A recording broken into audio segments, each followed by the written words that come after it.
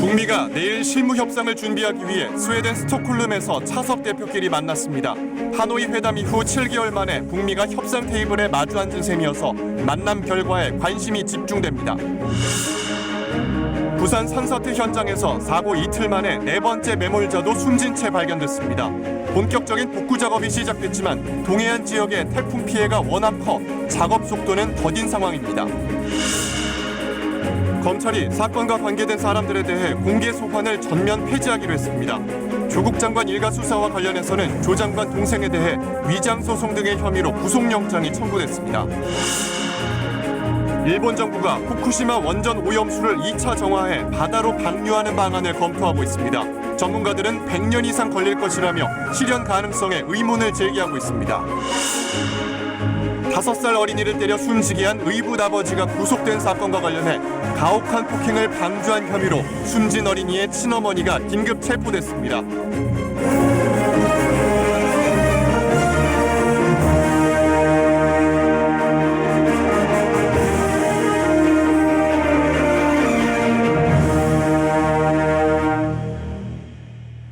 여러분 안녕하십니까? 금요일 밤 9시 뉴스입니다.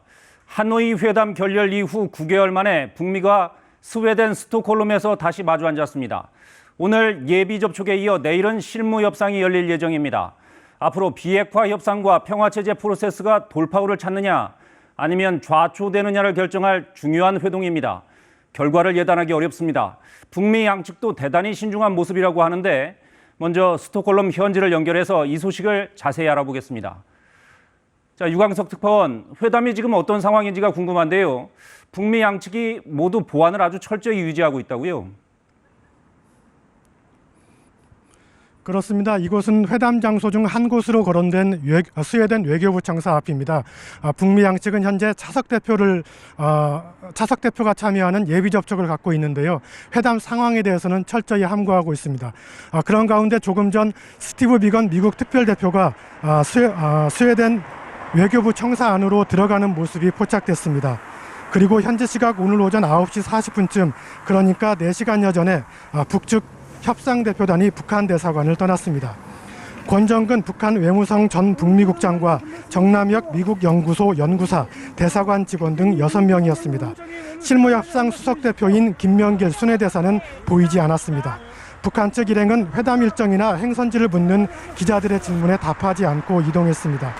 스웨덴 외교부와 미국 대사관 측도 회담에 대해 제공할 정보가 없다고 말하고 있습니다.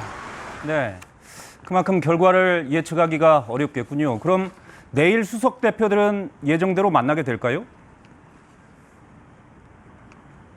현재로선 예단하기가 힘듭니다. 양측이 특별히 보안에 신경 쓰고 있기 때문에 신중한 분위기가 더욱더 느껴지고 있습니다. 하지만 회담 시작 전 분위기는 그리 나쁘지는 않았습니다. 김명길 순회대사가 경유지인 베이징에서 큰 기대와 낙관을 가지고 간다고 했고 비건 대표도 한반도의 항구적 평화를 언급해서 양측 모두 협상에 임하는 각오, 자세는 적극적인 것으로 보입니다. 하지만 이번 실무협상이 하노이 회담 이후 7달 만에 어렵게 성사된 데서 알 수 있듯이 양측의 입장차는 여전히 큰 상황입니다. 그래서 오늘 예비 접촉 결과에 시선이 쏠릴 수밖에 없습니다. 네, 오늘 예비 협상을 거쳐서 내일 실무 협상이 열리는지를 지켜봐야 되겠습니다. 스톡홀름에서 유광석 특파원이 전해드렸습니다. 이런 가운데 북한은 오늘 노동신문 기사를 통해 김정은 위원장이 SLBM 발사를 참관했다고 밝혔습니다. 하지만 사진도 공개하지 않고 기사의 표현도 다소 모호합니다. 아무래도 북미 실무 협상을 의식한 게 아니냐 분석이 나오고 있습니다. 김민지 기자입니다. 북한이 공개한 잠수함 발사 탄도미사일 SLBM 시험 발사 사진입니다. 발사 현장 주변에 배 2척이 떠 있습니다. 수중 발사와 참관을 위한 선박으로 보입니다. 노동신문은 일면에 국방과학자의 말을 인용해 김 위원장이 갑판에서 탄도탄의 비행 자세와 각도 등 재원을 구체적으로 요해했다고 썼습니다. 김 위원장이 또다시 발사장에 나왔다고도 했습니다. SLBM 시험 발사 현장 지도와 사진은 공개하지 않았지만 기사를 통해 애둘러 알렸다는 해석이 나옵니다. 우리 정부는 김 위원장 현지 지도에 대해 신중한 입장이지만 전문가들의 생각은 다릅니다. 북미 실무 협상에 미칠 파장 등을 고려해 모호성을 유지하는 것 아니냐는 분석입니다. 미국을 굉장히 자극하거나 주변국을 자극하는 방식으로 가서 오히려 북미 실무 협상의 판 자체가 상당히 흔들리거나 부정적으로 영향을 미칠 수 있는 것을 우려했기 때문일 수도 있다. SLBM은 올해 김 위원장이 모두 현지 지도했던 10차례 발사체와 차원이 다른 전략무기라는 점을 고려할 때 현지 지도 가능성이 높다는 겁니다. 북한은 내부적으로 신형 SLBM 개발이 기적 중의 기적이라며 김 위원장의 업적이라고 대대적으로 선전했습니다. 북승과 같은 비육한 이 최강의 무기를 가진 우리 힘을 당할 자는 이 세상에 없다는 것을 만천하시한 대사변으로 됩니다. 김 위원장의 현지 지도는 모호성을 유지하는 북한. 미국에는 제재 해제와 안전 보장을 압박하고 내부적으로는 결속을 도모하는 데 SLBM을 활용하고 있습니다. KBS 뉴스 김민지입니다. 트럼프 미국 대통령은 북한의 SLBM 발사에 대한 논평을 자제하면서 대화 분위기를 이어가려는 모습을 보였습니다. 다만 탄핵 정국이 갈수록 복잡한 양상을 보이고 있어서 북미 협상에도 부정적인 변수가 늘었다는 분석이 많습니다. 워싱턴에서 금초령 특파원이 보도합니다. 북한의 탄도미사일 발사를 어떻게 생각하냐는 질문에 트럼프 대통령은 논평을 피했습니다. 어렵게 재개된 대화 분위기를 흐리지 않으려는 의도로 읽힙니다. We'll see. They want to talk, and we'll be talking to them soon. We'll see. 북한이 발사한 SLBM에 대한 평가는 미 합참이 내놨습니다. And what we know is that the missile was fired from a sea-based platform in the Wonsan Bay. That's about all I can provide at this point. 잠수함에서 쏜 건 아니라는 얘기입니다. 북한의 미사일 발사 역량이 아직 미국을 직접 위협할 수준은 아니라는 겁니다. 발사 능력을 지렛대 삼아 협상에서 우위를 점하려는 북한에 메시지를 보내고 동시에 미국 내 북미 협상 회의론도 불식시키려는 의도로 풀이됩니다. 이런 가운데 북한이 예의주시하는 미국 내 탄핵 정국은 더 복잡해지는 양상입니다. 트럼프 대통령은 우크라이나에 이어 중국에 대해서도 대놓고 민주당 바이든 후보 부자의 의혹을 조사라고 요구해 미국 내에서 큰 반발에 직면했습니다. 게다가 트럼프 대통령이 자신에 대한 납세 의혹 감사에 관여했다는 내부 고발이 있었다고 워싱턴 포스트가 보도했습니다. 미국 내 전문가들 사이에선 이런 상황이 북미 협상 진전엔 부정적일 수 있다는 분석이 우세합니다. 트럼프 대통령이 대외 문제에 집중하기 어려울 수 있고 북한도 미국에 대한 셈법이 복잡해질 수 있다는 것입니다. 워싱턴에서 KBS 뉴스 금철영입니다. 태풍 피해 지역 소식입니다. 산사태가 나면서 일가족이 매몰됐던 부산 사고 현장에서 남아있던 실종자 2명이 오늘 숨진 채 발견됐습니다. 최위지 기자입니다. 온통 시커먼 진흙이 뒤덮인 부산 산사태 매몰사고 현장. 구조대원들이 삽을 들고 이틀째 구슬땀을 흘렸습니다. 육중한 진흙더미 아래서 70대 여성과 40대 남성 매몰자를 추가로 찾아냈습니다. 산사태 발생 33시간 만입니다. 매몰된 실종자 4명 가운데 생존자는 없었습니다. 사망자 3명은 사고 당시 집안에 있던 노부부와 아들 등 일가족입니다. 소방과 경찰, 군인 등 구조 인력 1000여 명과 중장비가 투입됐지만 토사가 너무 많아 작업에 어려움을 겪었습니다. 매몰자 발견한 위치가 지상에서 한 3m 이상을 깊이에서 발견이 됐습니다. 건물 잔해물에 같이 있기 때문에 상당히 발견하는데 어렵고 매몰된 주택 부근 공장도 흙더미를 뒤집어 썼습니다. 공장 벽을 뚫고 순식간에 토사가 밀려들어 간신히 몸만 빠져나왔습니다. 큰 토네이도 소리가 나서 앞을 보는 순간 벌써 컨테이너가 밀려나가고 흙이 밀려 닫혀가지고 기계와 원재료는 모두 빗물에 잠겨 못 쓰게 됐습니다. 마을 진입로도 막혔고 수도와 전기도 끊어졌습니다. 우리 공장에 존폐가 지금 문제가 되어 있습니다. 그럼 우리 사장님 믿고 근무하던 우리 전 직원들 어떡합니까? 매몰자가 모두 발견됨에 따라 경찰은 산사태 원인을 파악하기 위해 수사에 들어가기로 했습니다. KBS 뉴스 최위지입니다. 이번 태풍은 특히 동해안 지역에 물폭탄을 쏟아냈는데요. 비교적 물빠짐이 좋아서 폭우에도 큰 탈이 없을 것으로 여겨지던 바닷가 마을까지 큰 피해를 입었습니다. 하루아침에 집을 잃은 이재민들은 할 말을 잃었습니다. 강원도 동해안 피해 지역을 임서영 기자가 다녀왔습니다. 강원도 삼척의 한 바닷가 마을. 마을을 가로지르는 도로가 거대한 개울로 변했습니다. 도로는 뒤틀린 채 끊어졌고 아름드리 나무는 뿌리째 뽑혔습니다. 진흙벌 흙들이 방 안 가득 들어차 있고 세간살이라곤 성한 게 없습니다. 폭우에 밀려온 토사가 복개천을 막으면서 갑자기 불어난 물이 순식간에 마을로 들이닥쳤습니다. 과거에 큰 태풍이 여러 차례 왔어도 별 피해가 없었지만 이번 태풍엔 속수무책으로 당했습니다.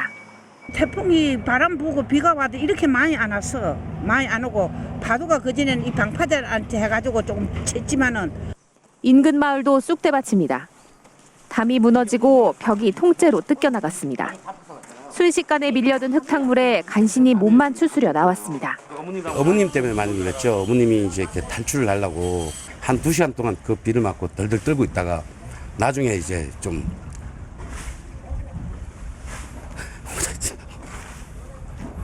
돌아오시더라고요. 죽은 줄 알았어요, 진짜. 하루아침에 날벼락을 만난 주민들은 생계가 막막합니다. 대피소에서 지친 몸을 잠시 눕히고 한숨을 돌렸지만 복구 작업은 어디서부터 손을 대야 할지 엄두가 안 납니다. 엉망진창이에요. 길도 그렇고 집집마다 다 어떤 거를 먼저 손을 댈까. 정말 자신이 없어요. 좀 가슴 아파요. 하룻밤새 500mm가 넘는 폭우가 쏟아진 강원도 동해안. 바닷가 마을은 비교적 폭우에 안전할 것이라는 막연한 믿음을 산산조각 내버렸습니다. KBS 뉴스 임서영입니다. 경북 동해안 지역도 곳곳에 처참한 상처가 남았습니다. 복구 작업이 막 시작됐지만 피해가 워낙 큰 데다 일손마저 부족해서 어디서부터 어떻게 손을 대야 할지 막막한 상황입니다. 정혜미 기자가 현장을 취재했습니다. 태풍 미탁으로 시간당 100mm가 넘는 폭우가 쏟아진 경북 울진의 한 상간마을. 마을 전체가 거대한 돌밭으로 변했습니다. 집 앞마당에는 돌과 흙이 허리 높이 넘게 쌓였고 차는 아예 흙더미에 파묻혔습니다. 돌이 내려온다는 거는 막 이렇게 내려올 때 말도 못했지. 구당당당당 구당당당당 이래 빅을 치고 집을 들어올까봐 내가. 집들은 폭격을 맞은 듯 아수라장이 됐습니다. 중장비를 동원해 토사를 퍼내도 끝이 없습니다. 태풍의 여파로 이렇게 마을 진입로 자체가 아예 끊어진 곳들도 수두룩합니다. 이 때문에 일부 산간 지역 주민들은 헬기 등으로 생필품을 지원받고 있습니다. 마을 주민들이 굴착기를 동원해 컨테이너를 옮깁니다. 집 앞마당에 있던 컨테이너가 폭우에 50m 넘게 떠내려 온 겁니다. 비가 많이 와고 떠내려왔어요. 앞이 캄캄하지 뭐요. 뭐 할 나위 엄두도 안 납니다. 집채만한 나무들이 뿌리채 뽑혀 마을 곳곳을 덮쳤고 도로는 형체를 알아볼 수 없을 정도로 부서졌습니다.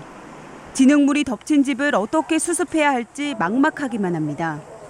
저 방 안에 가보 1m 넘는데 무리가 찼는데 이 가구 하나도 못 쉬게 너무 비참합니다 진짜로.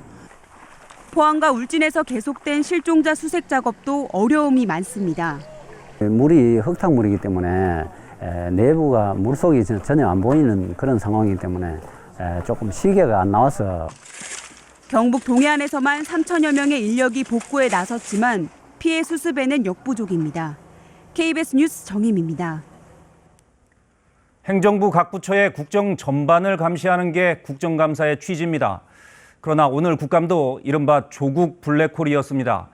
연이은 야당의 조국 장관 관련 공세에 여당은 한국당 나경원 원내대표 자녀 의혹으로 맞섰습니다. 정유진 기자입니다. 한국당은 상임위마다 조국 장관을 타깃으로 했습니다. 금융위를 상대로는 조 장관 가족의 사모펀드 투자에 대한 관리 부실을 주장했고 전형적인 주가 조작 사건임에도 불구하고 금융위가 아무것도 못하고 있습니다. 조 장관 딸의 대학원 장학금도 다시 도마에 올렸습니다. 조국 피의자 일가의 이 장학금 수수 행태에 대해서 어떻게 생각하십니까? 가정 형편이 어려운 학생들한테 주는 것이 맞습니다. 민주당은 나경원 한국당 원내대표 관련 의혹으로 맞섰습니다. 교육위에서는 딸의 학점 관련 의혹이 나왔고 극단적 학점 상승이라고 감사 결과가 나와 있습니다.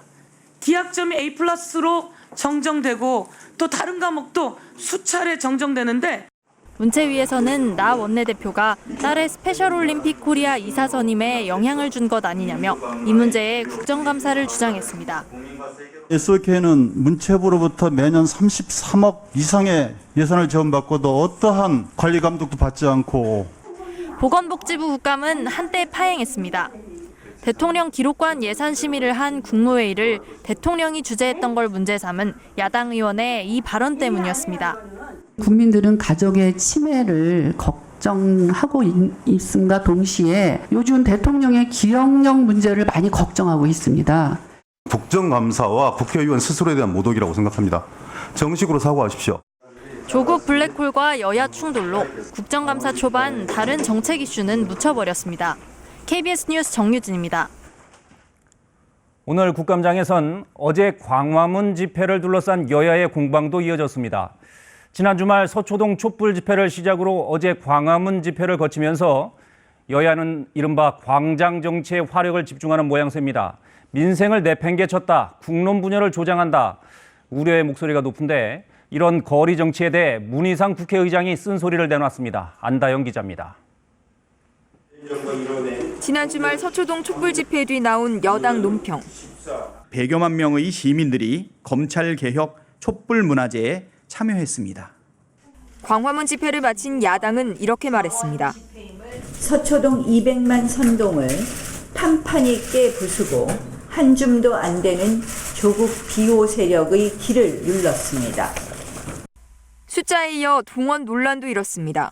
민주당은 촛불 집회를 깨어있는 국민의 자발적 참여로, 한국당은 광화문 집회를 87년 넥타이 부대를 연상케 한다고 했습니다. 최근에 광화문 일대에서 이러한 무질서하고 정말 어이없는 이러한 행태들이 도리어 국가의 품격을 훼손할 수 있지 않나 생각해서 여당에서 한번 동원해 보세요. 그렇게 많은 사람이 올 수 있는지. 어제 집회를 주도한 전광훈 목사를 내란 선동죄로 고발하면서 한바탕 소동이 벌어지기도 했습니다. 제가 개인적으로 국민의 한 사람으로서 고발장을 접수를 했습니다. 현장 국감을 하면서 정치적 퍼포먼스로 제출한 그 고발장을 덥석받는 그런 경우를 보지를 못했어요. 계속되는 광장 정치에 문희상 국회의장이 보다 못해 쓴소리를 내놨습니다. 민생은 내팽개치고 오로지 진영 싸움에 매몰돼 국민을 거리로 내몰고 있는 것 아닙니까? 문 의장은 선동의 정치가 위험선에 달했다고 했습니다. 그러면서 이젠 광장에 나온 국민의 뜻에 국회가 답할 때라고 했는데 여야 모두 귀 기울여야 할 말로 보입니다. KBS 뉴스 안다영입니다. 조국 장관 일가 수사 소식으로 넘어가 보겠습니다. 검찰이 망신주기라는 지적이 끊이지 않던 공개 소환을 오늘부터 전면 폐지하기로 했습니다. 조 장관의 동생에 대해서는 오늘 구속영장이 청구됐습니다. 서울중앙지검을 연결합니다. 김지숙 기자, 앞으로 포토라인도 없어지겠군요. 그동안 워낙 논란이 많았었는데 윤석열 검찰총장이 오늘부터 바로 폐지하라고 지시한 거죠? 네, 검찰은 공개 소환 방식의 개선책을 지난 8월부터 TF를 꾸려 논의해왔다고 했는데요. 어제 조국 장관의 배우자 정경심 교수를 비공개로 소환하면서 특혜 논란이 제기되자 아예 공개 소환을 없애기로 전격 결정한 것으로 보입니다. 윤석열 검찰총장의 지시에 따라 전국 검찰청은 오늘부터 어떠한 경우에도 소환 대상자와 소환 일시 등을 사전 공개하지 않기로 했습니다. 하지만 우려도 제기되는데요. 국회의원이나 고위 공무원 등 국민적 관심사가 높은 공적 인물에 대한 수사가 깜깜이로 진행될 수 있고 결국 국민의 알 권리까지 침해될 수 있다는 점입니다. 검찰은 인권 보장 측면에서 접근해야 한다며 소환 이후 내용을 공개하는 건 논의가 더 필요하다고 밝혔습니다. 네, 조 장관 일가 수사 상황 알아보죠. 검찰이 조 장관 동생에 대해서 구속영장을 청구했죠.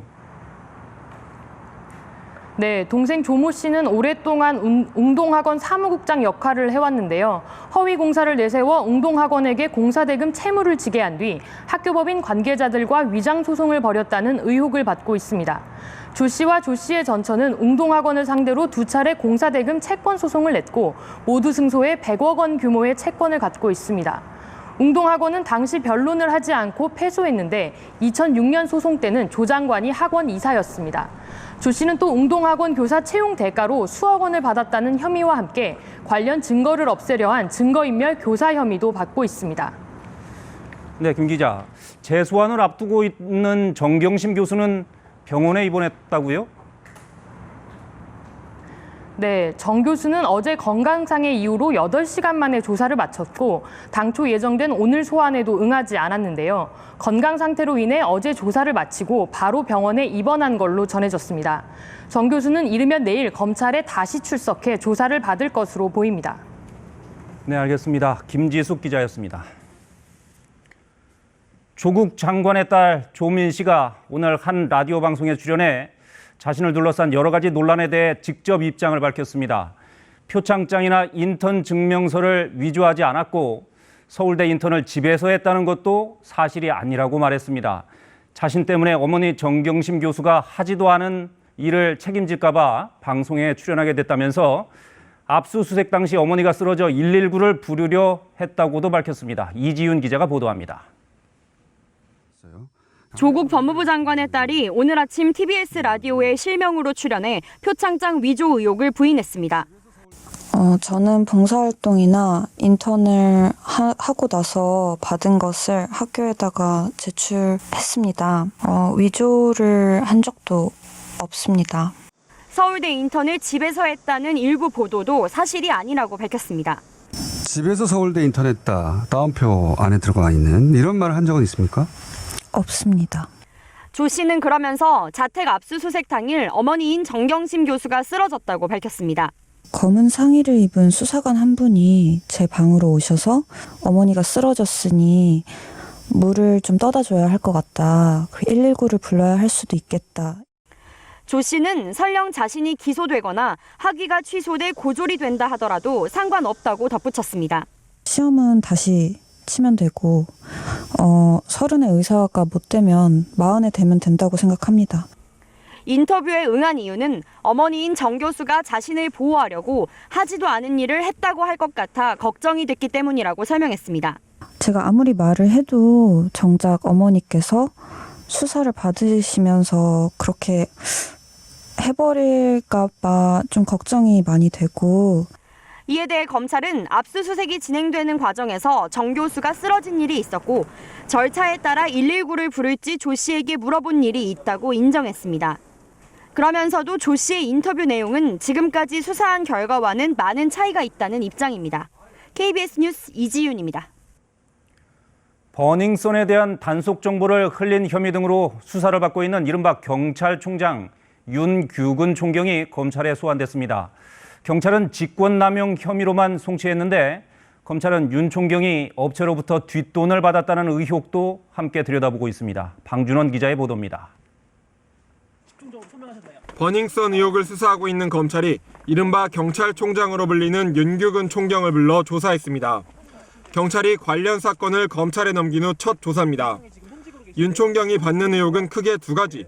먼저 친분이 있는 업체에게서 뒷돈을 받았다는 의혹으로 검찰이 새롭게 포착한 혐의입니다.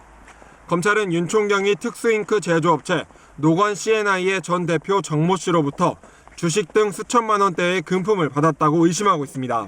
정 전 대표는 2016년 동업자에게 사기 등의 혐의로 고소됐는데 사건을 수사한 수서경찰서는 무혐의 처분을 내렸습니다. 검찰은 이 과정에 윤 총경이 개입한 것으로 보고 지난달 27일 서울지방경찰청과 윤 총경의 자택을 압수수색했습니다. 경찰이 기소 의견으로 송치한 직권남용 혐의 역시 조사 대상입니다. 가수 승리와 유리홀딩스 전 대표 유인석 씨가 개업한 몽키뮤지엄에 식품위생법 위반 신고가 들어오자 윤 총경이 단속 내용을 흘려줬다는 겁니다. 한편 조국 법무부 장관 일가가 투자한 사모펀드 운용사 코링크 PE에 투자를 받은 WFM이 노건 C&I의 전신인 큐브스에 투자한 논란도 있습니다. 조 장관과 청와대 민정수석실에서 함께 근무했던 윤 총경도 과거 큐브스 주식을 수천만 원어치 샀던 것으로 알려졌습니다. KBS 뉴스 방준원입니다. KBS는 어제 후쿠시마 오염수에 세슘 등 치명적인 방사성 물질이 들어있다고 전해드렸는데요. 일본 정부는 이걸 2차 정화를 거쳐 바다에 흘려보내겠다고 하고 있습니다. 하지만 일본 내 전문가들도 일본 정부를 믿을 수도 없고 또 제대로 된 방류 기준을 맞추려면 100년은 걸릴 일이라며 강하게 비판하고 있습니다. 도쿄 황현택 특파원입니다. 지난주 도쿄전력이 일본 경제산업성에 제출한 오염수 처분 검토 결과입니다. 6가지 방법 중 해양 방류는 국내외에 전례가 있다. 특히 유일하게 기술적 문제도 없다고 적시했습니다. 세슘 등은 2차 처리를 통해 기준치 밑으로 낮추고 삼중수소는 바닷물에 희석한다는 구체적인 계획도 담았습니다. 이미 해양 방류로 방향이 잡혔다는 심증을 짓게 합니다. 現在処理はしておりませんけれども、仮にその処理水を処分する際は東京電力において二次処理を行って 처분 전, 다시 말해 일본 정부의 의중대로라면 방류 전 2차 처리가 과연 제대로 이뤄질 수 있을까? 지금 제 뒤로 보이는 곳이 후쿠시마 제1원전 내 제1호기입니다. 사고 8년여가 지났지만 아직도 폭발 당시의 흔적을 고스란히 간직하고 있습니다. 원전에서 발생한 오염수 82%의 고농도 방사성 물질이 남아있다는 사실이 확인된 상황. 장비 노후화까지 더해져 설사 재정화를 한다고 제대로 될지부터가 의문입니다. 정화가 불가능한 삼중수소는 더 큰 문제입니다. 일본의 삼중수소 방류 기준은 리터당 6만 베크렐. 그런데 도쿄전력이 다른 방사성 물질에 따른 연간 피폭 허용 한도까지 감안해 계산한 방류 기준은 1,500베크렐입니다. 40배나 더 희석해야 된다는 뜻입니다. 少なくとも100年はかかるだろう。捨てるということでも基準を守って捨てるってそんなに簡単じゃない。 2017년 당시 도쿄전력 회장은 7년 안에 해양 방류를 끝낼 수 있다고 밝혀 큰 논란을 일으키기도 했습니다. 도쿄에서 KBS 뉴스 황현택입니다. 이처럼 우리 일본 정부가 후쿠시마 원전 오염수의 방류를 밀어붙일 태세인데 우리의 대응책은 어떨까요? 이런 상황 등에 대비해 정부가 지난해 우리 해역에 방사능 감지 장치를 19대 설치했는데 그중 절반 이상이 불량인 것으로 확인됐습니다. 송락규 기자의 단독 보도입니다. 수심 10m 깊이 수중에 해수 방사능 감시기가 설치됐습니다. 바닷속 방사능 물질 수치를 측정해 실시간으로 원자력안전위원회에 전달됩니다. 이런 감시기는 전국 연안해역 19곳에 설치돼 세슘과 스트론튬, 삼중수소 등 원자력 물질 변동량을 측정합니다. 그런데 운영 1년여 만에 감시기 11개에서 불량이 생긴 것으로 확인됐습니다. 수리 내역을 입수해 살펴봤습니다. 고장 원인 대부분은 전원이나 통신장애. 진도에 설치된 감시기의 경우 5달 동안 3차례나 고장이 났습니다. 해양에 설치된 만큼 염분이나 파도 등에 노출이 되어서 고장이 발생했고 앞으로 장비를 보강하고 점검 횟수를 좀 더 확대해서 우리 정부의 입장은 단호하지만 방류가 안 되는데 저희가 어떻게 할 수는 없고요. 저희 방침은 절대 해상에 방류하면 안 된다. 일본 정부는 오염수를 해양 방류할 태세인 상황이어서 우리 스스로 관련 데이터 수집 등을 강화해야 한다는 지적입니다. 일본에서 공개되지 않는 자료도 세밀하게 공개를 할 수 있도록 해서 우리가 사전에 어떤 대책을 할 수 있도록 그런 조치가 필요하다고 봅니다. 원자력안전위원회는 다음 달 한중일 원자력안전 관련 회의에서 오염수 방출에 대한 우려를 제기할 계획입니다. KBS 뉴스 송락규입니다. 아프리카 돼지열병 발병 농장들입니다. 모두 접경 지역에 몰려 있습니다. 정부는 이 중에 전파력이 클 걸로 우려되는 경기도 파주와 김포의 모든 돼지를 매몰 또는 도축하기로 결단했습니다.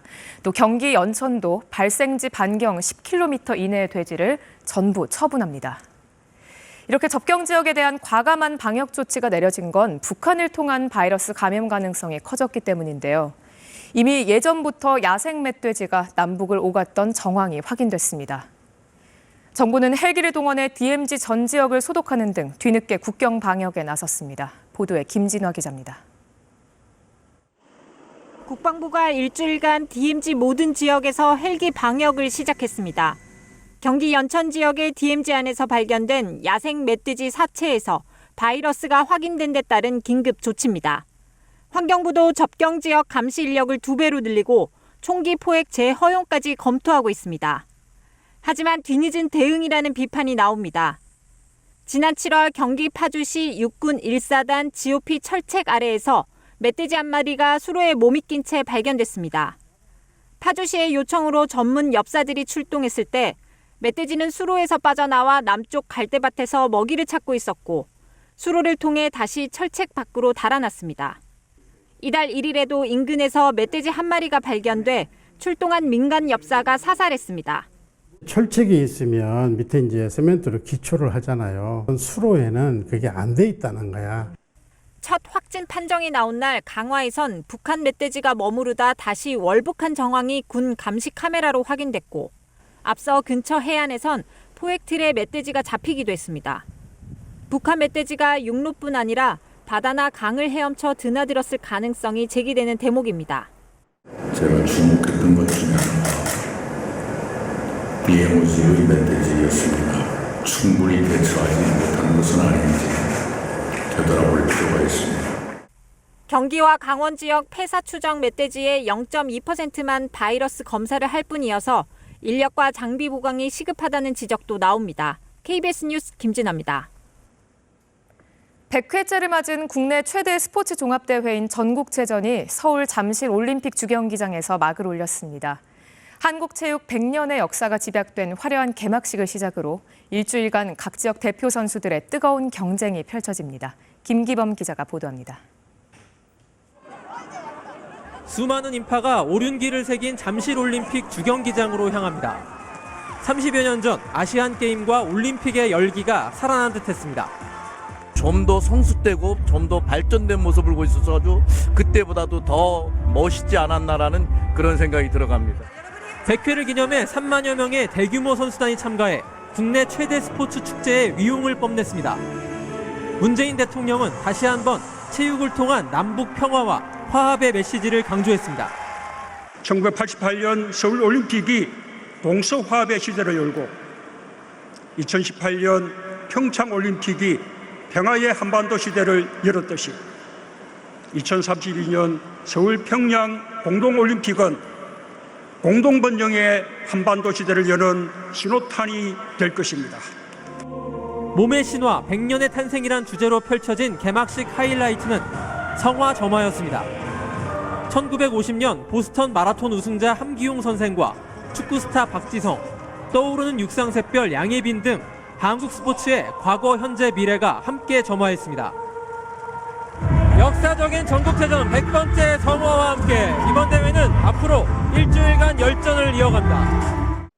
개막 첫날 펜싱 사브르 세계 최강 오상욱은 개인전 금메달을 목에 걸며 도쿄올림픽 전망을 밝혔습니다. KBS 뉴스 김기범입니다. 지난주에 5살 아들을 폭행해 숨지게 한 의붓아버지의 행각이 드러나면서 국민적인 공분을 샀는데요. 경찰은 남편의 폭력을 방조한 혐의로 친어머니에 대해서도 구속영장을 신청했습니다. 보도에 박재우 기자입니다. 숨진 5살 A군의 집에 설치된 CCTV는 모두 넉 대. 이 CCTV를 분석한 경찰은 의붓아버지뿐 아니라 친어머니의 범죄 혐의도 확인했습니다. 이미 구속된 의붓아버지 26살 B씨의 정신병적이면서 잔인한 폭행은 예상대로였습니다. 또 자신의 아들이 가혹한 남편의 폭력에 숨질 수 있다는 것을 인식하면서도 적극적으로 말리거나 신고하지 않은 친어머니의 행동도 고스란히 드러났습니다. 그러면서도 어떠한 그런 적절한 치료라든지 신고라든지 조치를 한 게 아무것도 없어요. 친어머니 24살 C씨는 경찰 조사에서 자신도 폭행을 당했고 다른 아들까지 폭행하겠다고 협박해서 아무것도 할 수 없었다고 진술했습니다. 그러나 경찰은 어머니 C씨가 아이가 묶여 폭행을 당했던 안방을 자유롭게 드나드는 등 사실상 폭행 사망 사건을 방조했다고 판단했습니다. 경찰은 이에 따라 임시보호시설에 있던 어머니를 체포해 구속영장을 신청했습니다. 또 남편의 아동학대를 방임하고 아들에게 음식 제공과 치료, 보호 조치도 제대로 하지 않는 등 아동복지법을 위반했다고 설명했습니다. 친어머니 C씨는 2년 전에도 남편 B씨가 숨진 A군과 둘째 아들을 폭행해 아동학대 등의 혐의로 적발됐을 때 방임 혐의로 함께 경찰에 입건됐습니다. KBS 뉴스 박정우입니다. 1960년대 동백림 간첩단 사건을 비롯해 과거에 부당한 공권력을 행사하고 그 공로로 훈장을 받은 사람들이 여럿 있습니다. 진실화해위원회가 인권 침해와 사건 조작 등을 이유로 134건에 대해 진실규명 결정을 내렸고 이 중 71건은 재심을 통해 무죄가 확정됐는데요. 이렇게 진실이 밝혀진 뒤에도 정부가 그 잘못된 공로자들의 서운을 취소한 건 13건에 불과합니다.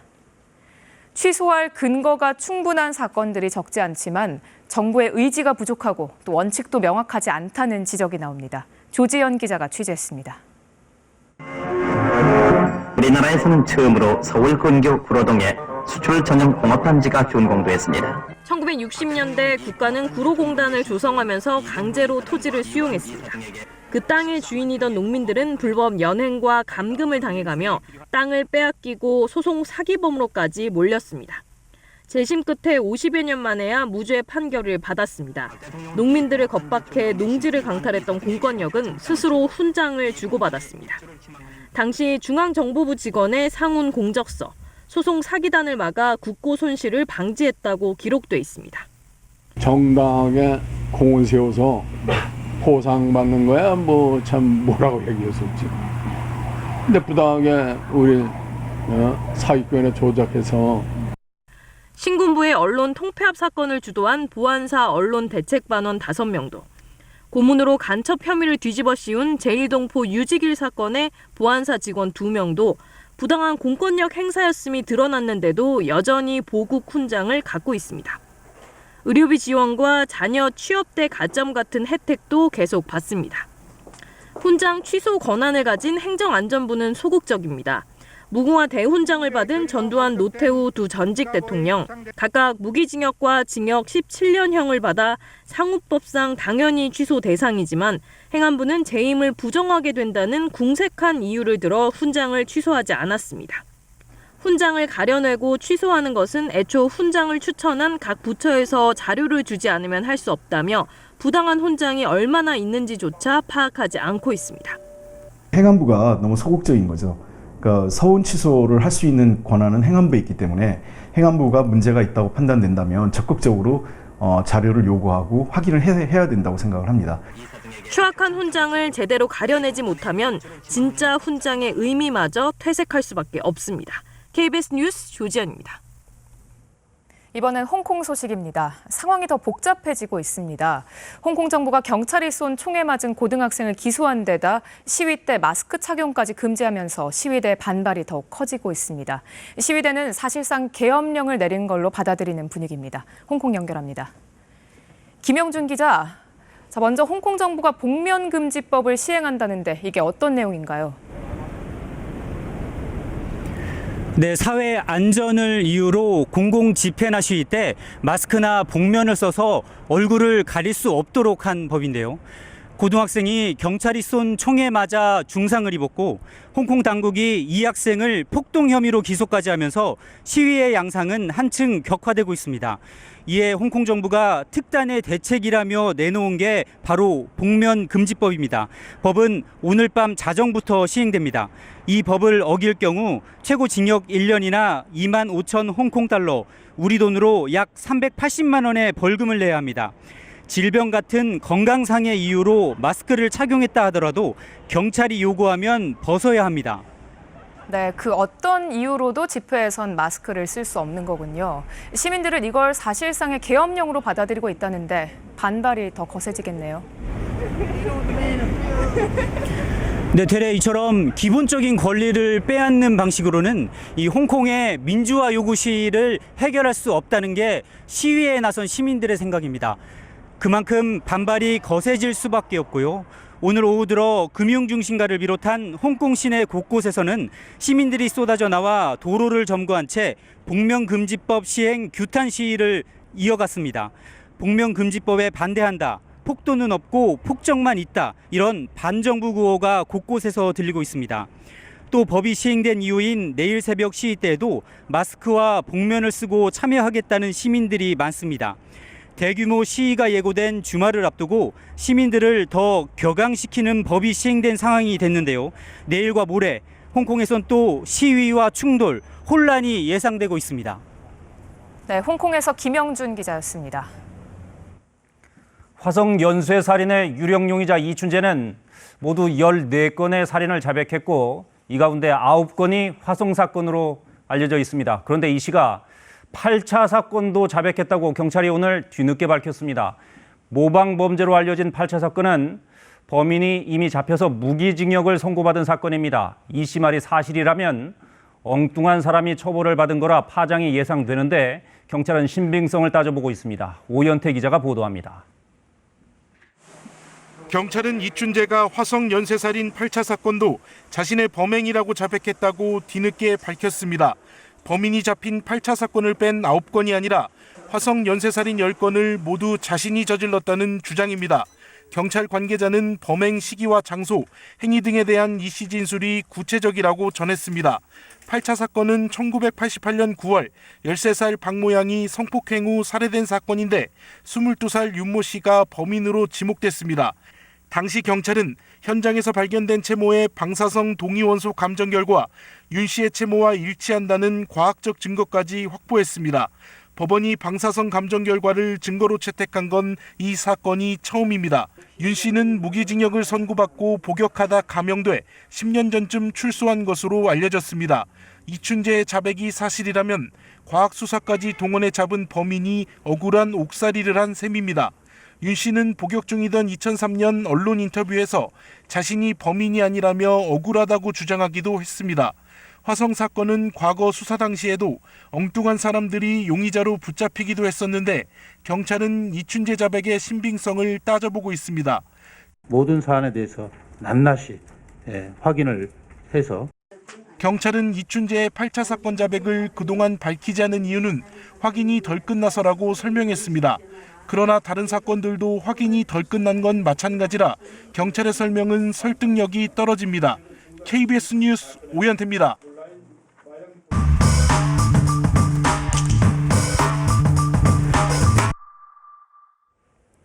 이렇게 이춘재가 자백을 이어가고 있지만 신부는 용의자입니다.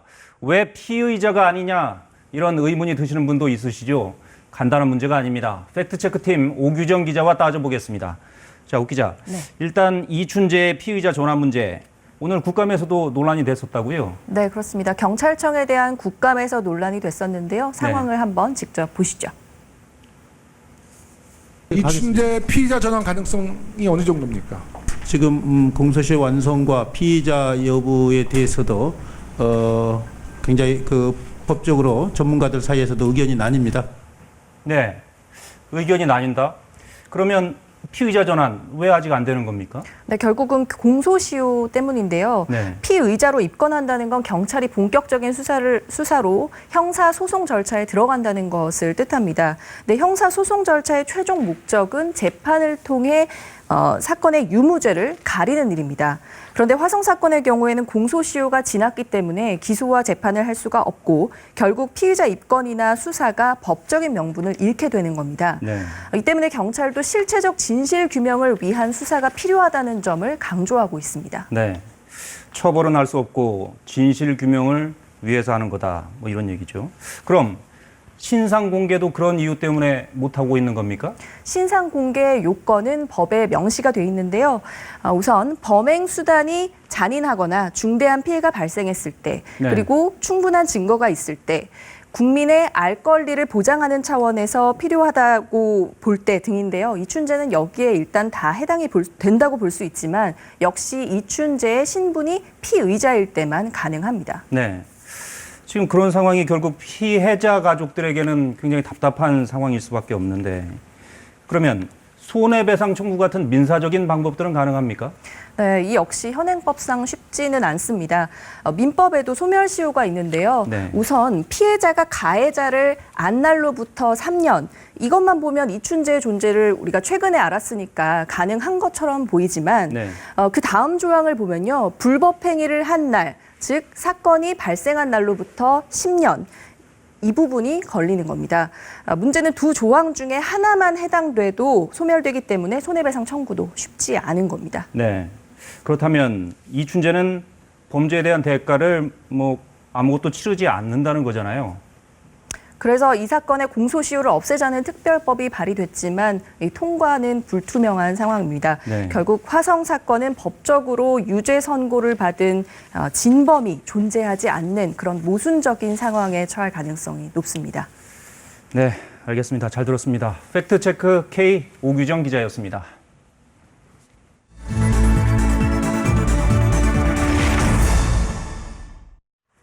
영화 속 악당 캐릭터는 영웅들 못지않게 작품을 흥미진진하게 만들죠. 희대의 악당 조커를 주인공으로 한 작품이 올해 베니스 영화제에서 최고상을 받아 화제가 되기도 했는데요. 시대의 불안과 공포를 상징적으로 보여주는 영화 속 악당들을 송영국 기자와 함께 만나보시죠. 숨소리만 들어도 어둠의 기운이 느껴집니다. 우주개발 경쟁이 한창이던 냉전시대, 주인공들은 나치 독재자에 빗댄 강력한 악당에 맞섰고 세계가 열광했습니다. 죽여도 다시 살아납니다. 80년대 디지털 기술의 발전 속도가 다른 문화의 속도를 빠르게 앞지르면서 기술이 인간의 통제를 벗어날 것이라는 비관론이 담겼습니다. 희대의 연쇄살인극이 벌어지자 더 잔인한 살인마가 단서를 찾아갑니다. 영화 속 무력한 사회 시스템이 공포를 낳았고 80년대 말에서 90년대 초 구소련 붕괴를 비롯한 격변기의 불안이 반영된 것이라는 해석이 많았습니다. You complete me. 자신을 공격하면 할수록 더 강해진다는 악마. 2000년대 이후 테러와 보복 전쟁, 다시 테러가 되풀이되는 복수의 악순환을 꼬집습니다. 어린 시절 학대로 뇌를 다친 남자, 복지에 산 삭감으로 공공기관의 정신상담마저 끊깁니다. 악당 조커의 탄생기로 사회 안전망이 없는 세상에서 야만의 성장 과정을 짚어갑니다. I think it's really good when movies make us uncomfortable or challenge us or make us think differently. 현대 사회의 악에 대한 직접적인 발언에 올해 베니스 영화제는 최고상인 황금사자상을 안겼습니다. KBS 뉴스 송영국입니다.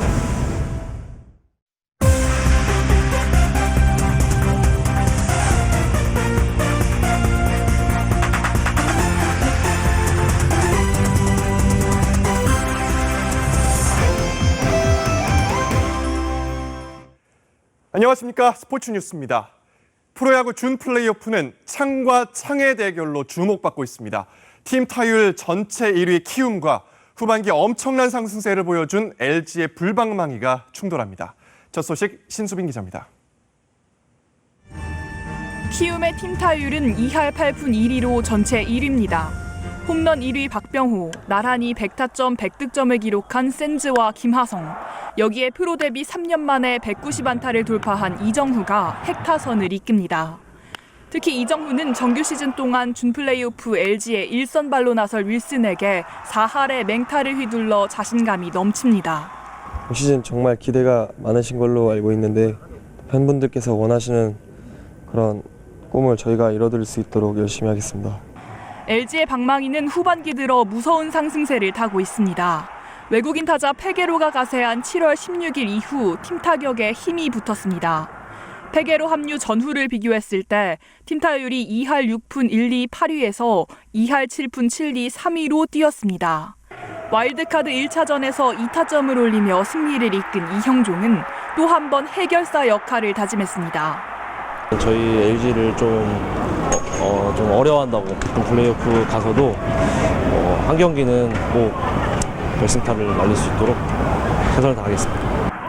사상 첫 40홀드 고지를 밟은 김상수와 강속구 마무리 조상우, 여기에 맞서는 신인왕 후보 정우영과 세이브 2위 고우석이 펼칠 불펜 대결도 불꽃 튈 것으로 보입니다. 3년 전 준 플레이오프 만남에선 LG가 3승 1패로 승리, 키움이 서력을 벼르고 있는 가운데 제격돌 1차전은 모레 열립니다. KBS 뉴스 신수빈입니다. 미국 프로야구의 류현진이 내셔널리그 디비전 시리즈 3차전의 선발 등판에 사이 영상 경쟁자 셔저와 대결합니다. LA 다저스의 로버츠 감독은 오는 7일 워싱턴과 디비전 시리즈 3차전 원정 경기에 류현진이 선발 등판한다고 발표했습니다. 류현진은 정규 시즌에서 워싱턴을 상대로 2차례 선발 등판해 1승을 기록했죠. 워싱턴이 3차전 선발 투수로 사이 영상 경쟁자인 셔저를 예고하며 두 선수의 대결에 큰 관심이 쏠리고 있습니다. 막바지로 접어들고 있는 프로축구 K리그1의 우승 향방은 여전히 짙은 안개 속입니다.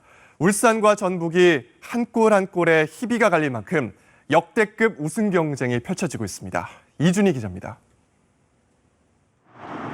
지난 시즌 K리그는 딱 이맘때쯤 우승팀이 결정됐습니다. 당시 1강 전북이 사상 최초로 스플릿 라운드가 시작되기도 전에 압도적인 우승을 확정지었습니다.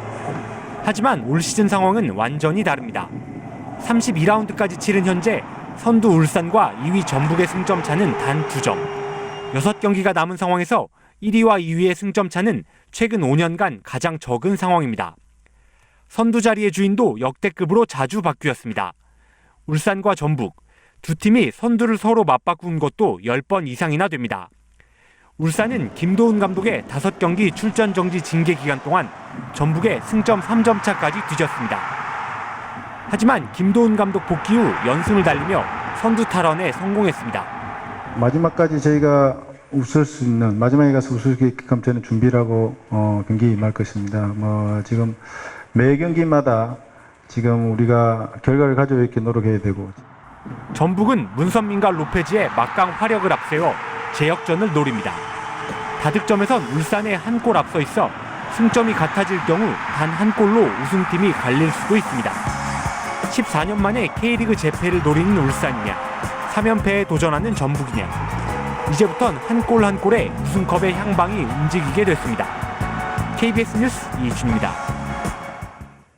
여자 축구대표팀이 세계 최강 미국과의 원정평가전 1차전에서 2골을 내주고 졌습니다. 3만 관중의 응원을 등에 업은 홈팀 미국을 상대로 우리 대표팀 먼 거리에서 슛을 날려봅니다. 좋은 시도였어요. 파상 공세에 나선 미국, 피파 올해 여자 선수에 오른 러피노의 프리킥인데 선제골을 내주고 마네요. 후반에도 러피노의 프리킥이 추가골로 연결되며 2대0으로 진 우리 대표팀. 월요일 새벽 2차전에서 반격을 기대해보겠습니다. 내일 개막하는 프로농구에서 올 시즌 유난히 주목받는 선수가 있습니다. 연봉 12억 원 시대를 연 김종규는 외국인 선수 출전이 한 명으로 제한되면서 더 큰 활약이 기대됩니다. 아래에서 자유투를 던지는 괴짜 외국인 선수와의 호흡도 기대됩니다. 김도환 기자입니다.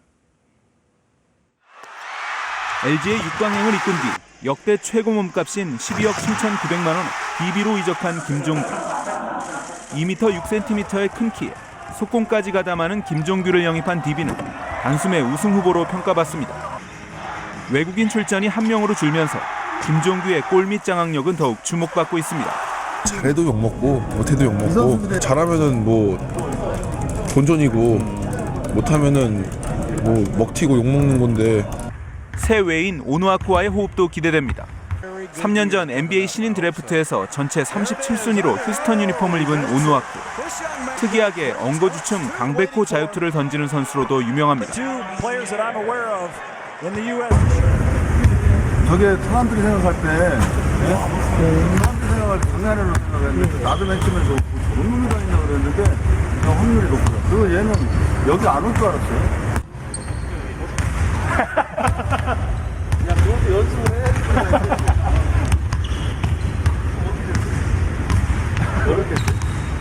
신장도 라고나보다 9cm나 커 손발을 맞출수록 시너지 효과가 커질 것으로 보입니다. 전문가들은 김종규의 DB와 모비스 SK를 우승 후보로 지목했습니다. 외국인 한 명 시대를 맞아 국내 빅맨의 자존심을 건 김종규의 도전이 시작됐습니다. KBS 뉴스 김도환입니다. e스포츠의 종주국을 자부했던 우리나라는 지난해 중국에게 세계 최강 자리를 내주며 흔들리기 시작했습니다. 그래서 올해 종주국의 자존심을 지키기 위한 도전에 나선 선수가 있는데 바로 e스포츠계의 메시, 페이커 이상혁입니다. 문영규 기자가 만났습니다. 지난해 LOL 월드 챔피언십 결승전 시청자 수는 약 1억 명. 전 세계 e스포츠 팬의 축제였지만 주인공은 중국팀이었습니다. 이를 지켜만 본 대한민국 최고의 게이머 페이커 이상혁도 마음이 편치 않았습니다. 작년에 좀 많이 지다 보니까 한국 팀들이 지다 보니까 좀 저도 이거 좀 이기고 싶다 이런 생각이 많이 들더라고요. 많은 한국 팬들이 주목하고 있는 만큼 조금 더 무게감이 있는 대회지 않을까 생각해요. 한국 팀의 추락엔 페이커의 부진도 원인을 제공했습니다. 페이커는 2년 전 준우승으로 눈물 흘린 뒤 지난해 슬럼프로 대회 출전조차 못했습니다. 한물 같다는 비아냥도 있었지만 페이커는 좌절 대신 맹훈련으로 자신을 채찍질했습니다. 결국 올해 2번의 국내 리그를 모두 우승하며 화려하게 부활했습니다. 제 멘탈 같은 것은 진짜 강한 편이라고 생각하거든요. 좀 패배로부터 좌절하지 않는 게 가장 중요한 것 같고 올해 더 좋은 성적을 낼 수 있었던 게 작년에 그런 힘든 과정들을 이겨내는 것에서 좀 비롯되지 않았나 생각해요. 이제 남은 건 세계 무대. 페이커는 오는 12일 첫 경기에 나서 또 한 번의 대관식을 준비합니다.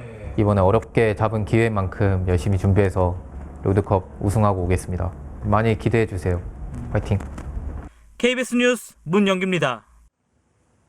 세계 육상 선수권 대회 여자 400m에서 육상 천재로 불리는 바레인의 나세르가 드디어 정상에 올랐습니다. 화려한 조명을 받으며 등장하는 선수들, 여자 400m의 강력한 우승 후보 밀러위보와 도전자 나세르입니다. 출발합니다. 200m 지점부터 앞서 나가는 나세르, 마지막 코너를 돌면서 쭉 격차를 벌려나갑니다. 밀러위보가 막판 스퍼트를 해보지만 역전은 어렵습니다. 48초 14. 34년 만에 나온 최고 기록으로 결승선을 통과한 나세르. 올해 21살 생애 첫 세계 선수권 금메달입니다. 나세르 선수 다음 목표는 세계 신기록 경신이겠죠? 유로파리그 축구에서 아스널이 유망주 마르티넬리의 맹활약에 환호했지만 맨체스터 유나이티드는 무기력한 경기력으로 부진의 늪에 빠졌습니다. 아스널의 측면 공격, 마르티넬리가 헤딩으로 연결합니다. 불과 2분 뒤 마르티넬리 오른발 슛이 골망을 흔들었습니다. 18살 유망주가 이렇게 잘하면 감독과 팬들은 사랑할 수밖에 없겠죠. 여기에 도움까지 한 개 더 추가한 마르티넬리의 맹활약으로 아스널은 스탕다르의 4대0으로 완승했습니다. 반면 메뉴는 약체 알크마르를 상대로 유효 슈팅 하나 없이 0대0으로 비기며 부진의 늪에서 빠져나오지 못했습니다. 2012년 런던 올림픽 펜싱 금메달 스타죠. 이번 전국체육대회에서 3년 연속 우승을 차지한 김지연 선수의 포효 함께 보시죠. 오늘의 영상입니다.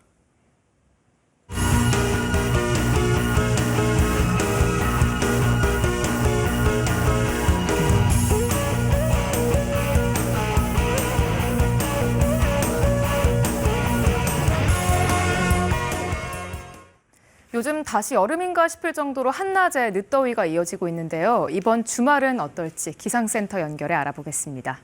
강아랑 기상캐스터, 이번 주말도 더울까요? 네, 오늘을 끝으로 늦더위는 사라지겠습니다. 내일부터 기온이 많이 내려갈 것으로 예상되는데요. 내일 서울의 아침 기온이 16도로 출발해 한낮 기온은 22도에 머물겠습니다. 내일 한낮 기온 오늘보다 6도가량이나 낮을 것으로 예상되고 일요일 서울의 아침 기온 13도로 출발하겠는데요. 일요일 같은 경우에는 내륙과 산간 지역을 중심으로 서리가 내리는 곳도 있겠습니다. 현재 비가 내리는 지역이 있는데 내일도 비 소식이 있습니까? 네, 일부 내륙 지역을 중심으로 소나기가 쏟아지고 있는데요. 오늘 늦은 밤 강원 영동 지역을 중심으로 비가 시작되겠고 내일 낮이 되면 경기도와 강원 영서 지역, 또 충북 북부 지역과 경북, 또 부산 울산 지역에 비가 내릴 것으로 예상됩니다. 비의 양은 5에서 20mm 정도가 되겠고요. 영동 지역은 최고 60mm 정도가 되겠습니다. 지금 서쪽 지역을 중심으로 미세먼지 농도가 높게 나타나고 있는데요. 내일 대부분 보통 수준이 되겠지만 일시적으로 높게 나타날 수가 있어 주의하셔야겠습니다. 비가 내리지 않는 지역은 구름만 가끔 지나겠습니다. 내일 한낮 기온은 춘천과 강릉이 20도까지 오르는 등 강원 지역은 서늘함이 느껴질 수 있겠고요. 남부지방의 한낮 기온 광주 21도, 대구 26도로 역시 오늘보다 3도에서 5도가량 낮겠습니다. 물결은 동해상을 중심으로 최고 5m로 거세게 일겠습니다. 일요일 새벽에도 제주도에 한때 비 소식이 나와 있습니다. 날씨였습니다. 금요일 밤 9시 뉴스 마칩니다. 시청해주신 여러분 고맙습니다.